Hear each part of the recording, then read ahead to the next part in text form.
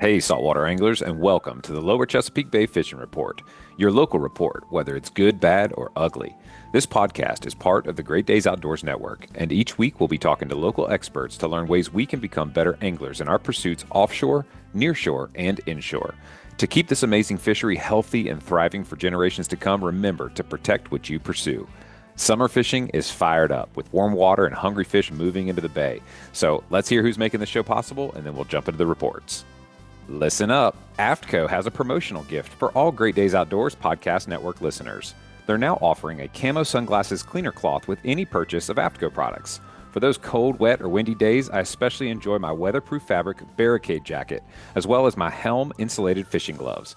All you got to do to get your coupon code is text LCBFR to 779-345-2918. You'll get subscribed to our email list, and we'll send you the promo code via email. Boaters know that the unexpected can happen anytime.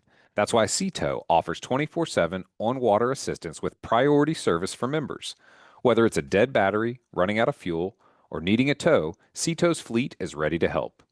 Membership includes unlimited towing with no distance or dollar limits in your home area, fuel delivery, jump starts, and more. Plus, members receive exclusive discounts on fuel, electronics, dockage, and boat insurance. With over 500 ports nationwide, SeaTow has you covered wherever you boat. Join today at seatow.com and boat with confidence. All right, you guys. Well, it is crispy on this beautiful sunny Virginia Beach morning, and I'm excited to bring back Captain Bill Pappas from Playing Hooky to talk about some of the exciting stuff that he's been up to since we last talked, which is only a week ago. But when the weather is rough and cruddy, if you follow me on Instagram, you saw me and Captain Kenny golfing on Saturday because it was blowing its, stuff off. And Captain Kenny's like, well, I'm golfing. The only person crazy enough to go fishing is Captain Bill. Yeah. Hey, sure enough, you were out there, man. Welcome aboard Playing Hooky, guys. Oh, my goodness. goodness. Back, man. Good to be back. How are you Yeah, it's today? good to be back with you, man. I'm excited to hear about these two fishing trips that you went on. So catch us up, man. I mean, how was it when it was blowing a gale? You guys are headed out there. I mean, what happened? Why did you guys go? Everybody else was sitting on the dock. Well, when you've been doing it as long as I have, you don't sit there and use the same forecast everybody else uses, and you kind of, for the last 4 years, I've been making up my own forecasts, and I actually use Windy Pro, and I actually use a lot of nautical information, man, that keeps me and my crew safe and right. Like, for example, you can if the wind's blowing out of the west, you can slide the boat up the beach to the north and still make it in the bay. You know what I mean? You can be going 15 or 20, and the same thing works when you want to go to the south or fish some of the southern wrecks that aren't that far off the beach. You just got to ride down there and stay along the beach and then cut your way out instead of going straight to the point A to point B. There's definitely a window of weather, and if you look at just the right spot, I mean, you could be true. You could look at a forecast and say, hey, the wave said it's going to be this big, this period for this day. Well, that's a day. That's 24 hours a lot of times. That's 12 hours. That's 100 miles, some of them. Yeah. The NOAA forecast is a 100-mile area. They got to cover their butts for 100 miles. Well, if you actually put a pin on windy and you look where you want to go, you can check the weather out for that period of the day. And I'm not saying to try to do what I do, but at the end of the day, if you find a window for 6 to 8 hours in the afternoon, for example, because the morning everybody wants to go, but guess what? Fish eat in the afternoon last time I checked. So you just so you just go out. You plan your different. You plan a different trip, and you know what you do. You bring back smiles and you bring back loads of fish, and the fish are biting really good right now, which helps for some of the guys like us that get out there and don't need that much time to get it done. I mean, you landed on the wrong spot, you're going to make it a long day. And if you stay on the wrong spot, you make it even longer. So make sure you move around if you're not getting the bite you think you're going to get. Hey, for example, I rolled up the other day to the wreck I wanted to go fish, and right when I got there, I didn't see a fish on the screen. Instead of getting the guys a sample, break a rig off, get that feeling of I was like, guys, we're out of here. 3 more miles we had to go, 4 more miles, and then boom, showed up, looked at the fish on the screen, drop them, boom, it was red hot. So you kind of got to go as bad as you're ready to fish. You got to check that machine out. And there's also times there's nothing on the machine, you'll get a few bites. So there's a double side of that little baby sword. But hey, for when you're on a crunch time you might want to just make moves and get it done. So that's what we did. That's what we did. We went out there and we dropped over, had a great group of guys that were all ready to fish. They were all regulars, you know what I mean? So they were all geared up and ready to rock, and we dropped down. I mean, I put some more. Remember, I told you guys about last week about the trigger squares, and I used swordfish belly. Huh. I use swordfish belly because we just caught a swordfish the other day. Oh, So I'll well, transfer you right there. We had a great catch. I'll finish up the Seabass trip. We had a great catch on the Seabass and the triggers. We were running 3 to 4 hooks, and we were making the guys, when they got a fish, to hold that fish down there and get another fish or two on there because it was such a good bite. Now, if you have a giant fish right off the bat, we don't recommend trying to load your pole up. Let's just get that big one in the boat. We call it dinner. Yeah. If you got dinner on the line, bring up dinner. Come on. yeah. So Yeah. that's the move on that. Easy ride in with the wind behind us, and that's the other thing. The wind might have been bigger, but with the wind behind you on the ride in, it doesn't really matter. So we blew in, then picked up to 40 miles an hour the last couple of miles just to let the 600 horses eat them Yamahas from Troy Marine. Shout out. And and now I'll take you to the Swordfish. So Well, hold on. I want to stop there for a second because you and I were actually out there at the same time on Saturday. We were in different spots. And I mean, I got to give it to you, man, because we talked on the last show about triggerfish. And I'm not going to say exactly what the tip was because I want people to go back and listen, but you shared a tip on how to do better on triggerfish while you're out there, fishing the wrecks for both sea bass and triggerfish. And I took your tip verbatim. And the most triggerfish I'd ever caught before was 2. And that trip we caught, we let a couple go, but we kept 7 really nice sized triggerfish. Whoa, The biggest was about why'd you let 4.5 some go? pounds. I gotta What's wonder that? why'd you let any go? There's no limit. Because they were just so small. They were Oh, like they're a small? pound and a half. And, Okay. they're difficult to clean. And Yeah, they are. It doesn't feel right to, kill and clean a tiny fish that doesn't even make I a haven't seen them taco. that small usually out there. Yeah. So, and then we 7, caught huh? 7, huh? big triggerfish, man. Did you use I the was trigger so squares? pumped. Some trigger Well, squares. I wasn't going to give the tip away, but yes, I just said used it. I just said it 3 minutes ago. I you did. swear. Okay. Yeah, I Okay. did. I already blew So it. exactly what you said, a size 2 J hook with the little trigger squares. And sure enough, man, it was like all those times before that I thought it was just little sea bass missing or not able to get their mouth around the bait. Boom, they were triggerfish. It was so fun, man. And so I just wanted to thank you for that tip because it really paid dividends. And then we caught a 4-foot long sea eel. Thing was gigantic. I couldn't even believe it. I thought it was like a cobia at first that had lost its way. And then it comes up and put it in the net. Thank God we had the cobia net on board. Thing was huge. Who fought that? Who fought that? Whoever I fought did. that, you thought you had a monster something, didn't you? Oh, dude, I thought I was pulling up. Boy, I was like, yes, here we I go, was like, boys. this is going to be a 33-inch flounder. Here we Oh go, my baby. God, But I actually thought it was a dogfish shark or a dog shark because the catch right before that was a dog shark. So I was like, really? they're probably starting to move in a little bit. It was some head kind of a shakes. small shark. More head shakes on the dog and more circles. Yes. That eel comes up dead. No, we catch a lot of those over the years. A lot of those when you're sitting on a wreck all day. When you're just sitting on a wreck and you're wreck fishing, and you really think, like this is the tog of a lifetime. You're like, here he comes, and you're just but there's no up and down pulling. Right. You instantly know. You're like, well, it's not even. This is not even an oyster toad. This is the eel. Thing are so strong. And then you also talked about the wind conditions, and I've got a question for you. So when I'm looking at like my Windy app or my Fish Weather Pro or my Hilton's Real Time Navigator, and I'm looking at a specific spot, maybe like the Triangle Wrecks or the southeast corner of the windmill farm, and I'm looking at that hour by hour, and I see it going 2.9 feet at 6 seconds, and then all of a sudden at 10 a.m. it goes 2.9 feet at 11 seconds. How does that change? What is that's happening there that it's able to report such a difference in the swell period all of a sudden? It's the wind cut off. Most times you'll see that. You'll see that when the wind cuts off. That just means the wind's cut off and it slowed down that push because it has a push behind it. If there's a same direction breeze, it'll keep them stacked exactly where they are or lower or higher with that breeze direction. But as soon as you get a breeze direction change, it'll do that as for one, it'll knock the tops off or knock the sides off the waves. That's the whitecaps you're seeing instead of a push. Yeah. And you'll also notice, like I said, it's a slowdown of the breeze. It's all it is, really. It's a slowdown of the breeze, man. If you look at I honestly don't ever look at I should, but I don't ever look at the feet. I don't ever look at that. I look at the breeze. I look at the direction. I look at the exact number it was, and I figure out every 5 miles an hour is 1 foot. So you're looking at 15 miles an hour being 3 to 5.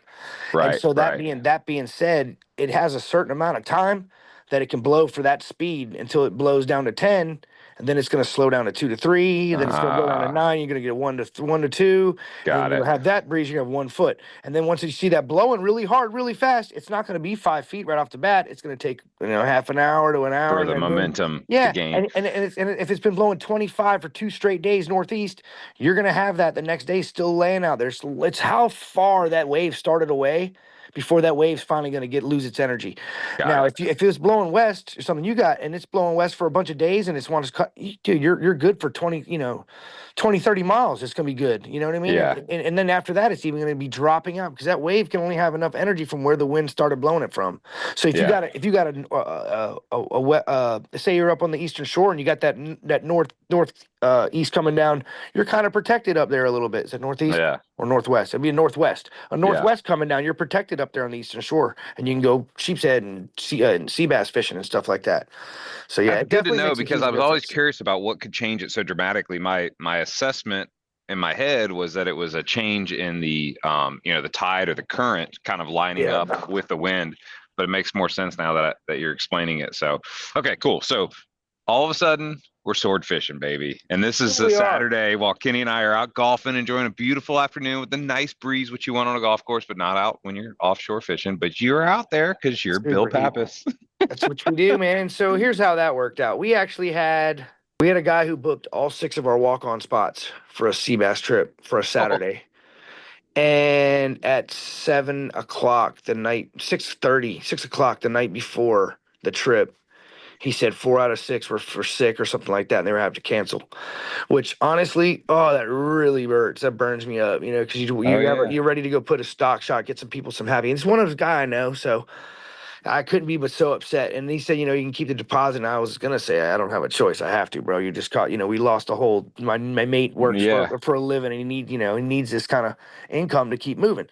So, so what I decided right off the bat was, you know what? That's just enough money. It's $100 deposit, and that's $600. And I was like, that's just enough money for a tank of gas offshore.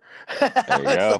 I was like, that's 7. So then I'm at the Swordfish tournament over there at Ocean East Bay local. I went in there. It was a great, by the way. I'll give you a little quick one on that. I walked in there. That was great seeing Justin and Zach Bowles, and then I had a great conversation with Jake Hiles. He came up to me and we talked about fishing, talked about life, had stuff like that. It was good to see him. Good to see some guys. Saw one of my buddies who works at the tackle shop, man. God, I can see his face so good right now. Josh. I saw Josh. Yeah, I saw Josh. I know, I sat with a great table of guys, and we won a bunch of raffles. Man, there wasn't that many people there. I watched Zach Bowles, one of my great buddies, get the win on his boat. The reeling and dealing with them. Reeling and dealing, yeah. Yeah, I saw Lulu up there. I fished with them guys a lot. It was nice to see a lot of my peers and up there catching a Zach Bowles. His dad was there. Reese Bowles does all Reese, the the tournament. legend. Yeah, he's a legend, dude. The food's incredible, dude. Yeah. I mean, it was a great time. We won a bunch of stuff on raffles. I personally won I was like, I want the sinker. And I won the sinker combo with all the sinker and stuff. And I was like, I want the buoy. And I needed a buoy. I got a buoy. And I got the buoy with a bunch of rigs. So I didn't want, and when they came up with the real big stuff, I was like, nah, I already got the gaff. I didn't want to take away from people that might want it or need it. So it was fun, though. Real good organization, real good thing with that Ocean East Sword tournament. And that's awesome. Good to see that. So, okay, so I'm at the tournament, and while I'm at the tournament, I've got to eat first before I can invite people. I have to because I'm starving. I waited all day to eat. I'm eating. I'm like, all right, here we go. I reach out to the homies real quick. I wanted Ed to go bad. He's been chomping to go, but he just didn't reply in time. I'm like, come on, man. He's on his birthday, and I knew he wouldn't be able to go. So then Russ is already, I don't want to go. And I was like, no way, man. So I hit Brandon. Brandon's like, I got to get a day, somebody cover my shift. But he hits me back with, I'm in. And then I get Kenny Davis to go. Kenny Davis says, but he's had a few brujas, and I love Kenny. He never drinks. So I was like, he's like, yeah, I love Russ. He's all being cool as crap, right? And then he's like, I'm in. I'll see you. And I was like, dude, we're not leaving till 8 a.m. the next day. I was like, yeah, or 7 a.m., whatever it was. It was something not normal for an offshore trip. And he was in. And after that point, I was like, well, that's good enough, man. I'm not even going to worry about calling. And I figured out more people I could have called after to go on a fun trip. Just let's go. Brandon was like, how much? I was like, free, bro. Let's go. And so sure enough, I go the next morning, I show up, and it's just Brandon. I'm like, I look at Brandon, I was like, you ready? He's like, yep. And he's never, ever, ever swordfished in his life. Oh, wow. And for me personally, and I'm not tooting my own horn by any means, but I would be the guy to accept the one-man challenge and see if I could do it. You know what I Oh, mean? yeah. I don't Oh, want to yeah. do it. I'm good. I got a big enough boat. I love my friends and I love people. I'll take as many, I'll do it. But at the end of the day, if we helicoptered a boat out there, or whatever, and I could easily, I think I could handle it. I'd accept the challenge, old man in the sea style. Anyway, so I got Brandon out there. And what better way to get good at what you're doing is just to have it back to the basics where I get to do everything. I get to put the bait on. I'm downstairs. I get to drop. I get to do all the jigs, which I'll go over here in a second and give everybody a tip who actually swords and likes to try stuff. So we get out there. We don't get out there. It's 4.5 hour ride to get out there. It was great because I got to sit in the bean bag. I had a few beers with everybody at the night before. Brandon didn't mind covering for a little bit. He sat, and then I gave him the end of it. But it was a stacked up ride. Let's put it this way. It was waves coming from this way, swell coming from that way. And we did do about 20 miles an hour. Yeah, we might have got up to 20. It was a rough morning, man. I remember looking at the fish weather and just being like, oh, heck no, nobody's going to be out there. And then Kenny and I are golfing in the early afternoon, and I look at my Instagram feed and I see PHC lit up with a new story. I'm like, huh. And I click on it and I just see waves and I'm like, oh dear God. And then you sent that video back to me of that absolute washing machine y'all were in. I was like, heck no, man. Hell no. Yeah, buddy. Yeah. So we just, I was good. And then Brandon, I hopped up and I was like, man, yeah, we're pretty crazy on this one. And it wasn't the craziest by any means, but it was pretty good. And it wasn't charter waves, but it was fishing waves. And and inshore for our trip, we'd have been fine. But where we were at 50, 60 and 70 and 80, and we were getting out there. We went far. So we rolled. We get all the way out there, and honestly, the waves were so big when we got out there still, and it was noon by then. It was supposed to lay down a little more by 11. It didn't. That was wrong. So as it did not lay down, we just decided, I was like, yo, let's get this bait out. And usually when you're trying to get a drift on a sword bait, you want to get one or two out. We were going to definitely just go with one. And you want to kind of try to hold your zone when you're dropping so you can line up your drift. If you start dragging your bait out to here and you drift, you're never going to drift across the numbers you want to hit. So you got to start way up ahead of it. So you get a drift pattern in your brain, you get what the wind's doing, you start something. And it took us, instead of a regular drop, it took us half a mile to get the bait out because we had to keep moving the boat into the waves. Yeah, the wind. Holy cow. We were going up and up and over, up and over, up, and then so it took a half mile. We were way to the south of where we wanted to have our spot start. And instead of going right over our numbers, we put our bait down, and it was a long drift to finally get our butt up the hill, down the hill. We wanted to start covering some ground. You can stay in the same zone if that's where they are, but I like to do an angle where you go up or down the shelf, the continental shelf. Right. So that's a good thing to remember. So I have to blow all the curtains. I got to blow all the curtains out, blow all the things out to get the least amount of wind signature for this wind. You don't want to be a sailboat and go flying. Right. So I've got it in reverse. I'm doing my thing. I'm holding this boat. I got these perfect set of drift. And on the first drift, first one of the day, dude. God. Well, first one of the day at 1 o'clock at 12:30. Yeah. Anyway, so we're rolling, man. And this thing is, I got it. Somehow I got the line straight up and down near the boat where it needs to be. Right where we want to fish it, in the zone. Not too far out, not too close where it's in danger zone, but just perfect and a good drift. Right on. So I got a good drift. And all of a sudden, I see a bite. I make the move. I go up and down on him, trying to get him to chew again. He chews again, and we're on. I hit the button because it's electric. We're on, and then I'm yoking on this thing to keep him tight. I eventually got him tight enough for 200 feet, and we're in we're in 1,000 or so by then. And I get Brandon over there. Brandon's excited. He's been holding the wheel the whole time driving. He's in the cabin. I'm like, yo, do this, do that. Well, I'm dropping and staring at this rod the whole time, hooking this thing. And he gets out there and starts working his hands, so he gets a big cheese face. He's all pumped. He's pulling one in. Now, as we're pulling this fish in, it starts to surface run. And I could see it because the line was starting to go way out the back. Not just we had been straight up and down for almost 30 minutes of this long drift. And 35, 40 in it, while we got this fish on, it starts to go. And I'm like, oh, we're definitely on. It's making a surface run. And this is where he comes to the top and he's dragging that sinker. He's pulling like an 8-pound sinker in his face. He's dragging that all the way up to the surface. He's going to come out of the water with it. So what you have to do is you got to stay with it. So we went back and forth, surface run, but he made a super surface run while I was getting the poon ready and doing other things. And Brandon had no idea that that's how fast that fish could make a run, and just was still pulling at the same gradual speed he was pulling line in, and instead of flying like oh, or saying he's coming, it's too easy or any of that. You got to communicate. So I would have supposed to have run in, keep it tight, and done other things. And I'm not saying it's on him, but it could have been that we could have done a little better or done Yeah. next time what we could do. So keep that in mind. Check mark. So we go. I'm like, oh, dude, we already had a bite. We already had a fish, and we lose the fish. It pulls the hook. I'm like, God darn it. So I come running back up the hill. I try to get back on the spot. The wind's coming down. The Whitecaps are losing the battle. And we go for another drop. I try to stay on it near it. And we went, this, like I said, was to the south. So I try to hit in between it. And this spot I'm getting is kind of to the south of, like a half mile to the south of where my normal spot is. And that's where I've been getting one last year. That's where I had one a year before, like on different days, different drifts. They were further. So they might have cleaned out my spot with the commercial, whatever had happened. But so I was like, you know what? Let's try one down a little lower on their heads this time. And I drop down. And as soon as we get to the bottom, man, I'm off the bat. I'm like, oh, there he is. And I'm getting a bite. And I do my move where I pull up. What my move is, I pull up and drop back down and then go back up a little bit and then jig. And then he whams it every single time. I make it like I'm scared. I'm a scared fish getting away. Maybe I'm not. Maybe I'm about to die. Maybe I'm not. But I got a few little kicks left. And bam, I usually get a bite again. And of course, bang. And now I'm at 100 feet off the bottom. He nails it again. So then I'm like, yeah. I'm like, oh, he just won't come tight. So I go up again. So then I go up, down, do the move again. And this time every time I think I got him on, I'm trying to hook him, I'm pulling up like 50.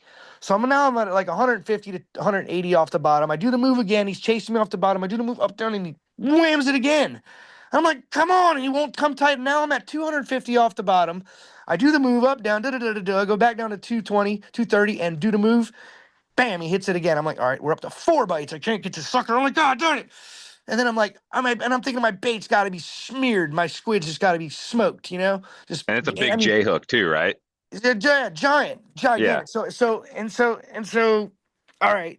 I put it back down. I go all the way. Because it stops. He won't come back. I go all the way to the bottom. 15 minutes go by, and I'm like, God darn it, we got to be smoked on this bait. I pull it up and down where I want to have it, and I do my move. I get a bite. And I'm like, here we go. And I was like, you know what? And it was about 10 more minutes. He didn't come tight again. And I was like, man, there's no way we got bait on this thing still. I pull it up, and sure enough, the bait is smoked. It's gone. I mean, I got remnants, nothing left, just a bare hook. And I pull it up, and I'm like, God, let's go run. So we run up. Of course, I'm while he's running, I'm baiting, ripping him. And he slows it down. I drop back down, and I get down right in the zone. I pull up and down about 3 minutes into the drift. I'm like, dude, we're about to get hit right here. And sure enough, boom, we get a hit. I do the up down move. He comes back this time. I do the up down. He smokes it. He's on. I know he's on, but I go running into the cabin. I go running into the cabin. I push it in gear a little bit. Whoop, drug him out a little bit. Just keep him behind the boat instead of straight up. You don't want to fight one up and down if you can avoid it. So they usually do that for you, but with a surface run. But anyway, so I went a little far, and there he was. We had him hooked on. Now we're fighting, we're battling, we're doing them all the way in. And I got the poon ready, but he was just a gaffer, man. He wasn't a giant guy. He was less than like 80 pounds, less than 80 or somewhere in there. Nice. But when on my plate, my plate only holds like 2 pounds of sword steak. So it was perfect. It just keeps filling plates. My kids are coming back in town. We got sword. They got sword. We got to put a real nice sword. And then we had a bite right at dark. We had a real nice one coming up tight at dark. I was reeling up, just trying to reel up really slow and dick around, mess around, trying to get a big eye, to go ahead and see anything that was interested with that light setup at dusk. And besides the shark. I dropped back down to the bottom, and then I ended up getting it might have been a rat or something like that, but we fought him just for a little bit. It might have been a good one, because sometimes the other day with that 300-pounder felt like a rat. So anyway, he come loose. He just came unglued, which will happen. They got soft mouths. If you ever pick one up, which less than 1% of the people on the whole planet catch one, so even less than that, pick one up. But yeah, you'll shred their whole face, man. You just shred their whole chin like a gray trout, dude. Yeah, you just rip their whole gullet right. You know how people cut that thing to bleed a fish? All you got to do is pick them up by both sides and lift. It'll snap it right off. Really? So imagine that way. You know how many fish are hooked and probably get smoked down there when they get their gullet wrapped like too much drag on or something like that. That's what we like. We like to hand fight ours. Even though we're electric, we still like to leave the drag a little looser and hand fight it, which really helps. But that's just a tip I use, and don't nobody else do that.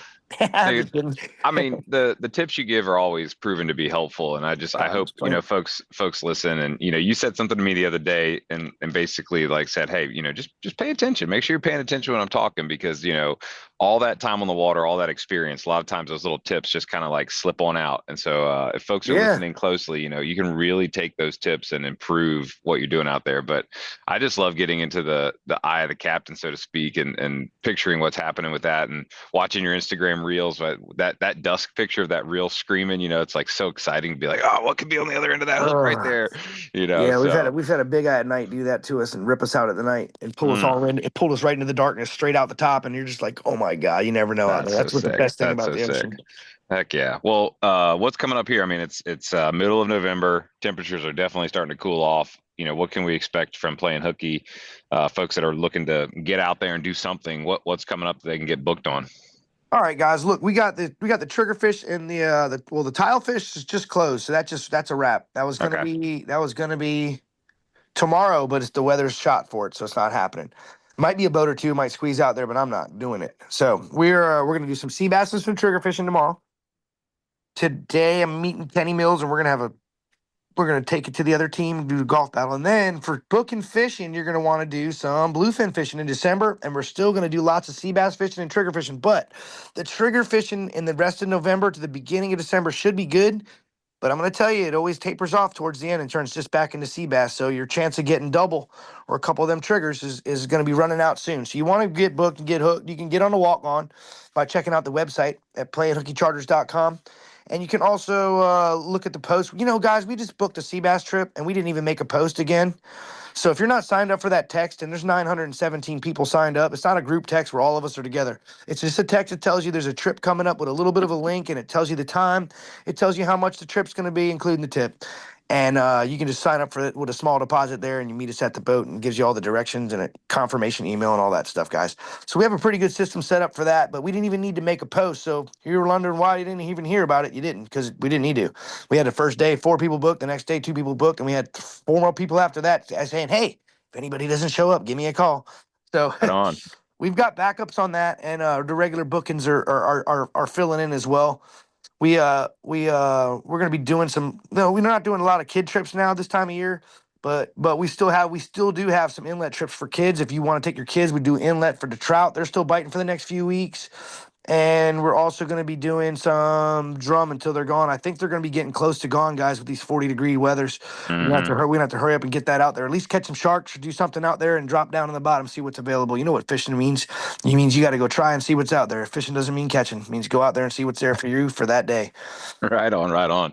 Well, Captain Bill, thanks for being on the show as always, man. I really enjoyed getting to hear some of these stories today, and thank you again for the tip, man. Getting those triggerfish was awesome. They're such good eating. I knew that would come in handy, bud. Just the size of your thumbnail. You make a trigger square, fresh. Keep it fresh, and you got to beat your buddy by taking the crap off your bait. You can't leave that pulped up piece on your pole. But if he's got it on his and you're trying to beat him, just let him leave it there. Right on, right on. Well, guys, that's going to wrap up a really awesome segment. And you heard Captain Bill say that less than 1% of the world catches a swordfish, and even fewer handles them. So keep an eye out Oh for yeah, his we're doing that Facebook. too. We're Yeah, gonna be doing that. yeah. Keep an eye out for his Facebook. He's going to be posting some really cool stuff soon of something you can do with a swordfish that not very many people in the world can do it all. So, guys, that's going to wrap up the segment. Stick around for a quick word from our sponsors, and we'll be back with you here real soon. Upgrade your waterfront with Killer Doc's premium dock furniture, built to last a lifetime in marine conditions. Crafted from marine-grade aluminum with a protective anti-corrosion coating, it's tough enough to handle the elements while providing unmatched comfort. Featuring sunbrella cushions with fast-drying, removable covers, our furniture stays securely in place even in storms. Choose from cabanas, club chairs, love seats, tables, and more to create your perfect dockside retreat. Durability meets elegance at Killer Dock. Check out the full collection at killerdock.com today. Pure Flat slick lures are tried, true, and guide approved. Slick lures catch big speckled trout, redfish, flounder, and more. You can cast them a mile, and they produce a highly erratic baitfish imitation with a twitching retrieve. The tournament-winning slick has helped many anglers set personal best records. Whether you're fishing the OG slick, the smaller profile slick junior, or the versatile little slick, one is sure to find that unforgettable thump we're all after. Visit your local tackle retailer or pureflats.com for your favorite color and rigging combination. Go sling some slicks today. You can't catch them on the sofa. If you're 21 or older and use nicotine or tobacco, it's time you charge ahead to Black Buffalo, America's only credible smokeless tobacco alternative. Black Buffalo dips just like the real thing, but without the tobacco leaf or stem. Get it now at Wawa, Circle K, Sheetz, Love's, Pilot, Racetrack, and many more that you can see on their store locator at blackbuffalo.com. Black Buffalo Tobacco Alternative is everything you love about dip, nothing you don't. All right, you guys, we just got done with a really cool segment talking about that offshore swordfish bite and a little wreck fishing too. Some great tips in there. Captain Bill always brings some good tips, but I want to steer the boat back inshore and into the Lynnhaven River and catch up with a new captain, someone that you've probably seen going by. He runs this cool skiff with a tower on it, Captain Preston Huckle with Putting In Sport Fishing. How are we doing this morning, Cap? Doing pretty good. Can't complain. Good, man. I'm excited to get you on the show. And, I've seen you going by, you're out there all the time hunting down that inshore bite. And obviously during the summer, you're out there on the reds and cobia. But what have you been seeing lately inshore? I mean, I'm seeing you showing some nice size speckled trout. Tell me about a trip or two recently. What's been going on? So this week the fish, the bites turned on like crazy. But you'll have 3 days of good fishing, and then you'll have one of those days where it's just terrible. And So, what's driving that? Is it, I mean, obviously the temperatures are changing. Like, what are you seeing in terms of temperature changes, and how is that contributing to the bite turning on and off?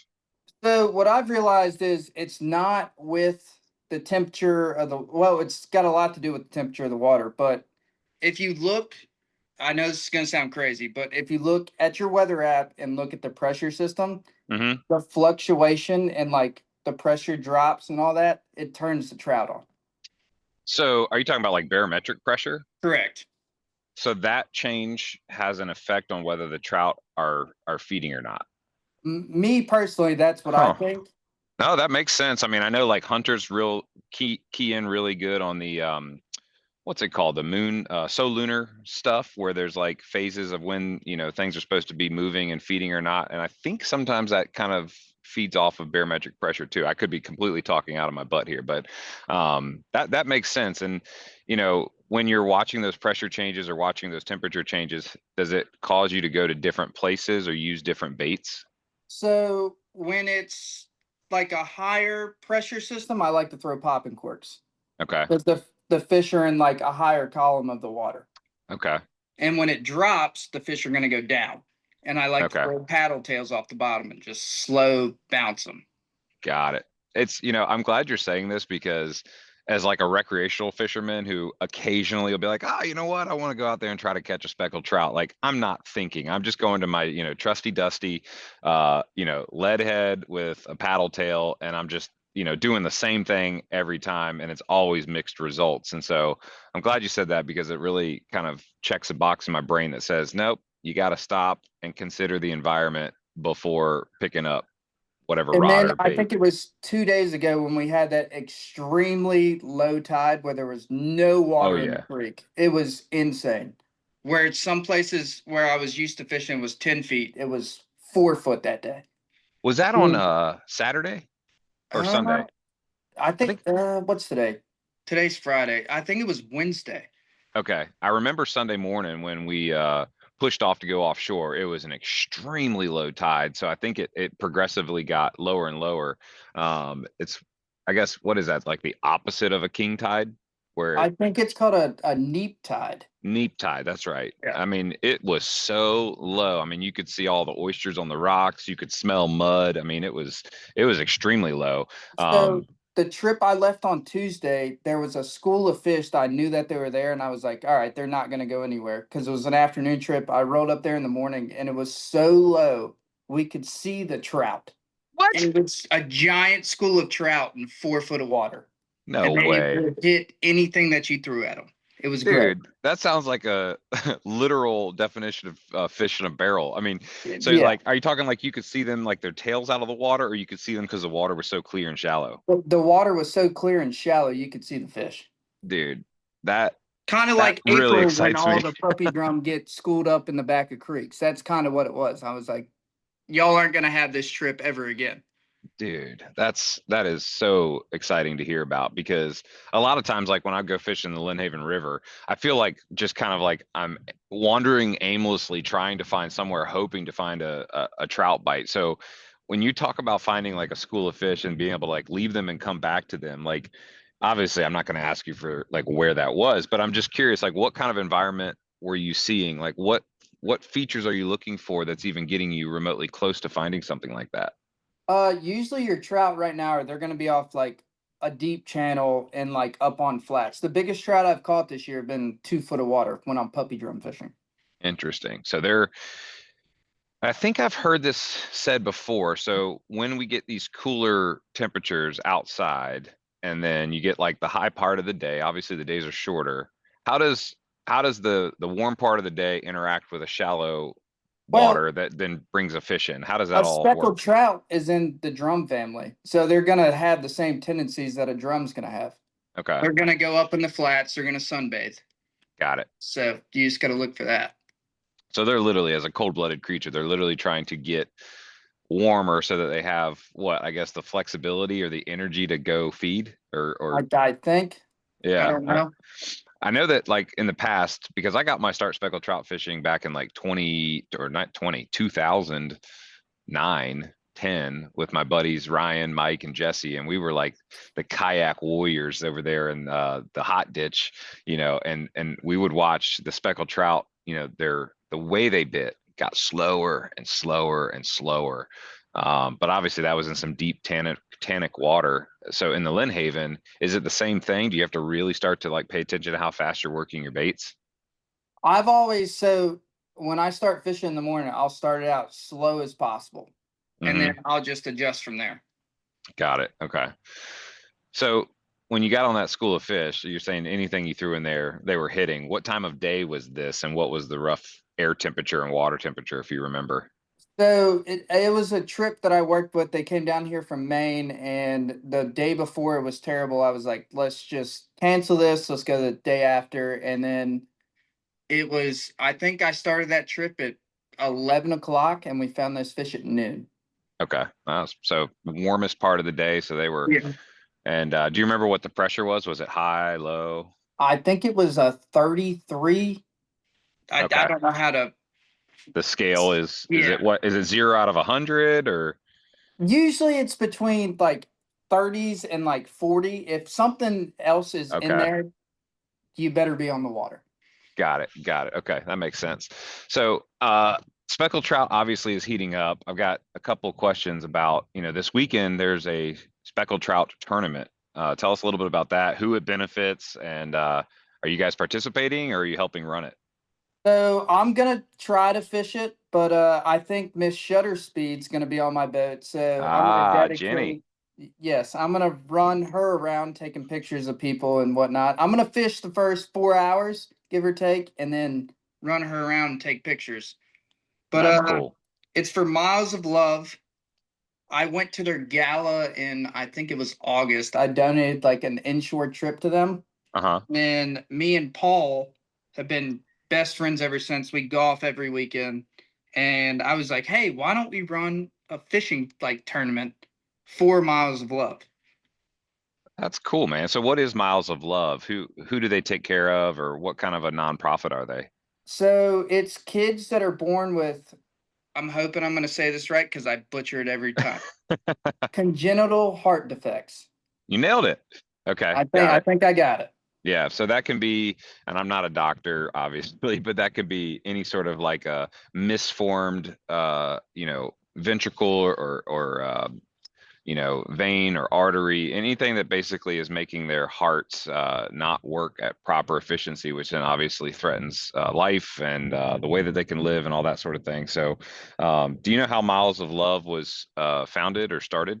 So it's kind of a rough story. It'll make me tear up if I start talking about it too much. But they actually had a kid that was born with one, and then they ended up losing him. So Mm. hence his name was Miles.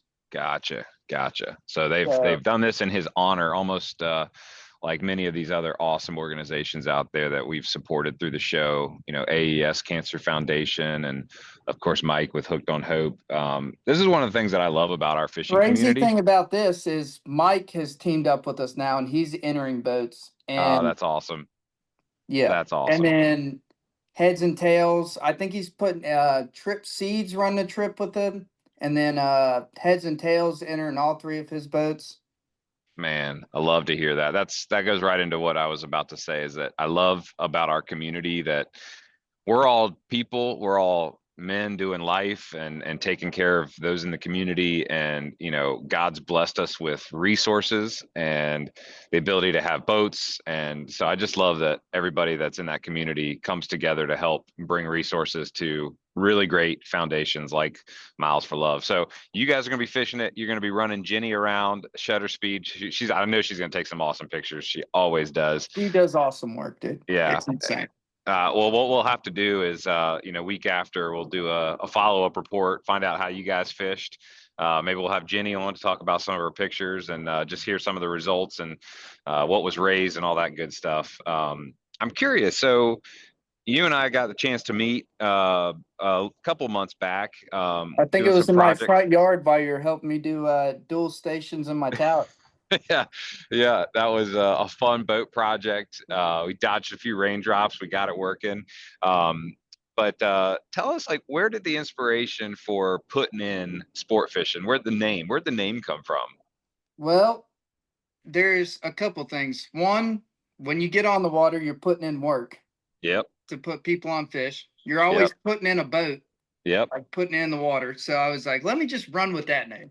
I like it, man. That's very clever. It's put meat in a box. But there you go. Yep, absolutely. Yeah, that's my slogan. Yeah, I like that. That's very good. Yeah, it's good to hear like the inspiration. You know, like in the Navy, everybody gets a call sign, and it's always based off of typically an embarrassing story. You know. Yeah. I work with a bunch of guys, and I'm kind of technically capable, or the opposite of technically handicapped, whatever you want to call it. So whenever there's like an issue with a computer or an AV production or getting an HDMI cable to work or whatever, somehow I always get the call. So my call sign is dongle, which is the technical name for those little things you plug into computers to make stuff work. So anyways, I digress. But yeah, man, it took me 4 years to name my boat, you know, the Fight Fish. I just got somebody asked me the other day, where'd that come from? And, you know, I hadn't really thought about it in a long time, but I used to like that old saying, like, make love, not war. So when I named my Instagram account back in whatever it was, 2016, 17, I was like, you know, we should fight fish, not people. So that's where Fight Fish came from. And, you know, a lot of people for a while were like, is it Fit Fish? And I'm like, no, you see me putting out, you see me putting out, like, is it Putton? Putton. Yeah. Are you a golfer turned fisherman? But now that I know that you golf too, I'll have to get you out there. I was just talking to Captain Bill. You know, him and Kenny are getting ready to head out to the links. I got to play with Captain Kenny this past Saturday. Speaking of that, we got raffle items. We got a free foursome for Greenbrier Country Club. That's a nice place. That's a very nice place. Yeah, that's a really good prize. But yeah, we'll have to get you out there with Captain Bill and Captain Kenny and do a little competition, see what happens. I can only drive the ball. That's about it. Okay, good. Then maybe we'll do you and me versus Kenny and Bill.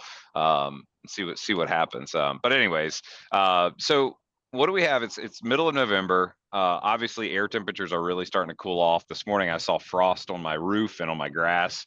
How's that the reason I'm not fishing this morning, because it was too it was cold. Too pretty. No, it was too pretty. Too pretty. Okay. If I go out and it's slick, calm water, I know I'm not going to catch fish. Interesting. Okay. Yeah. What does it just have them kind of like stalled and sort of frozen on the bottom? I have no idea. The fish this year are just weird. Last year, if it was slick, I'm throwing a spook. I've caught maybe 4 like speckled trout on a spook this year. Interesting. And help me remember what a spook is. I've got an idea in my head, but I can't picture it. A topwater, like walk the dog type of situation. Okay. What are they called? Often called head-in spooks, HEDDON.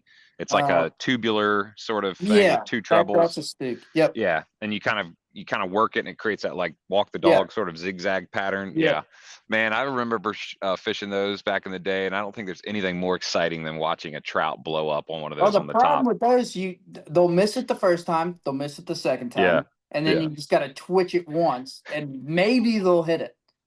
I can tell you this, Captain Eric on Heads and Tails probably has a story or two about him having to duck when my top water plug gets hit, because I'll swing from the mother effing fences, dude, and that thing will come flying all the way back over the top of our Me head. and Eric, because I think there's only 2 or 3 guys that run inshore trips in Lynnhaven. Yeah. So me and him bounce off of each other all the time. If I find like a school of trout, I'm calling them. Yeah, Hey, that's good to hear that you get guys out work of here. together. I Yeah, think it was last week. Me and him were like literally side by side with our clients, throwing off the bow and just absolutely mating the trout. dude, that's awesome. So coming up, the back half of November and into December, what kind of trips is Putting In Sport Fishing going to be running? And if folks want to get in touch with you, how do they contact you to book a trip? So I recommend, if you want to, so the redfish bite's turning on again. Okay. So if you want to get out on the water, I recommend booking a 6-hour trip so we can trout fish in the morning, and then we're getting up on the flats in the evening, or like right at lunch when the redfish are pushing up and trying to sunbathe. Okay. And we sight fish. People make fun of me for getting in my tower in Lynnhaven, but I'm actually doing it for a purpose. I'm getting up on the tower and I'm getting in 6 inches of water sight fishing redfish. Oh, wow. Yeah. That's exciting. Yeah. That's a good advantage to have too. I mean, on those hybrid, I call them like hybrid bay boats like you've got, having the tower on the skiff is great because you can get out on the bay and sight fish reds and cobia. But in the wintertime like this, you've got the ability to get in that skinny water and still have that elevated perspective. Yeah. That's cool. Well, is there anything else that you wanted to bring up as a new contributor? Any thoughts or notes that you had that you want to share with our listeners? I can't think of anything. Well, I appreciate you being on the show and sharing with us about what's been going on inshore. And I really like that tip about checking the pressure, man, because that's one of those things that us recreational fishermen, we don't have the time and experience to trust that sort of a data point. And so it's good to hear it from somebody who's out there all the time say, hey, no, this is important and you should pay attention to it. So, man, thanks for being on the show. And if folks want to book a trip with you, what's the best way for them to contact you and book a trip? Phone, probably texting me. My number is 336-624-5294, or just reach out through like my Facebook, Putting In Sports Fishing, and just Awesome. shoot me a message. Very, very cool. And I know that you are retired military as well. So happy belated Veterans Day to you. Thank you for your service. Sir. Thank you. Thank you. Absolutely. Well, folks, that's going to wrap up this week's show. I hope you enjoyed it. And it was great to get to know a new contributor, Captain Preston Huck, with Putting In Sport Fishing. We look forward to catching up with him soon and hearing how the Miles for Love tournament went. Y'all stick around for some more words from our sponsors, and we look forward to catching up with you next week. Hooked on fishing? Then you're part of the local community that Long Bay Point Bait and Tackle cares about serving and giving back to, providing you with the right selection for each season's target species. They're your one-stop shop to gear up with the best bait, tackle, and insider tips to catch your next trophy fish. You can fuel up right out front on the water and then chat with the crew inside for hot tips on where they're biting. So swing by today. Long Bay Point Bait and Tackle, where your fishing adventures start and finish with your trophy catch on their scales. Serious shallow water anglers count on Stay Put Anchor to do exactly what the name says. Keep smaller boats locked in place. Fast, quiet, and without dropping a heavy, noisy hook. Built in the USA and designed for boats under 24 feet, Stay Put's solid fiberglass pole spikes pair with marine-grade bow, stern, or drill-free motor mounts for quick installation. So more time spent fishing and less rigging. Choose from 6-foot to 12-foot pole options and the versatile super handle to stake out on flats, sandbars, or in the pads. Affordable, dependable, and proven by anglers nationwide. Learn more or build a custom kit at stayputanchor.com.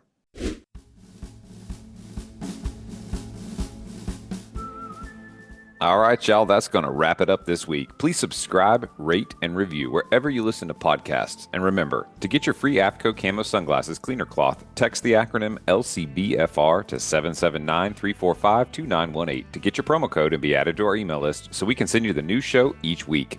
You guys keep on whacking them and be safe out there.